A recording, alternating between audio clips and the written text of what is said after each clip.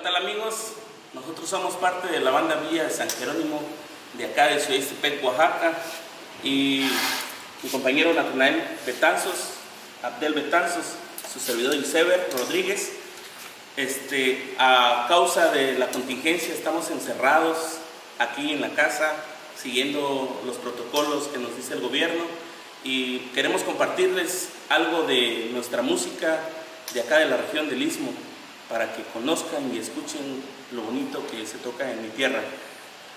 La canción que vamos a presentar esta vez es una composición de nosotros que se llama Son Tepalcate. El Son Tepalcate nace en un barrio de acá, Ciudad Ixtepec, llamado La Primera Sección, en uno de los grandes asentamientos, los primeros asentamientos que hubo acá en la región, donde hubo vinigulaza y muchas cosas antiguas. Queremos presentarles, a falta de contratos, a falta de que nos cancelaron muchas presentaciones, queremos compartirles algo de lo que hacemos.